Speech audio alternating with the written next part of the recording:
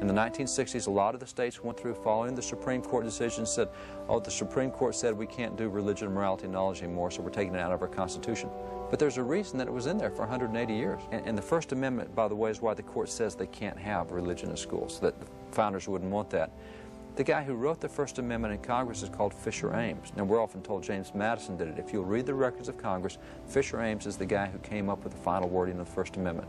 Fisher Ames has this work right here in which he says we can never allow the Bible to be pushed to the back of the classroom. It has to stay our #1 textbook. Now, this is the guy that did the First Amendment.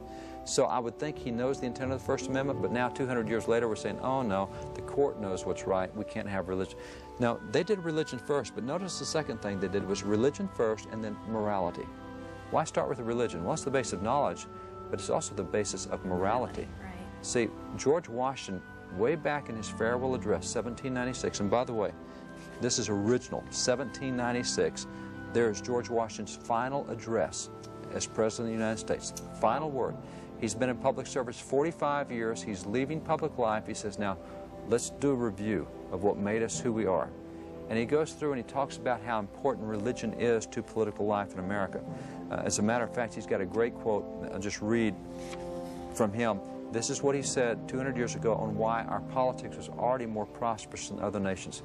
I mean, just while he's President of the United States, France has been through 3 revolutions. We're still got our Constitution. He said, of all the habits and dispositions which lead to political prosperity, of everything that makes your politics prosper, he said religion and morality are indispensable supports. If you want your politics to work well, you don't separate religion and morality. Now, this is the guy who was the president of the convention that gave us the Constitution. He's the first president of the United States. He says, let it with caution be indulged the supposition that morality can be maintained without religion. He said, we keep hearing this from France. Wow. They can be moral. He says, with caution. He said, be really careful when you hear that. He said, whatever may be conceded to the influence of education on minds of peculiar structure, he said, reason and experience both forbid us to expect that national morality will prevail in exclusion of religious principle. He says, don't even get to the point where you think you can be moral without religious teaching.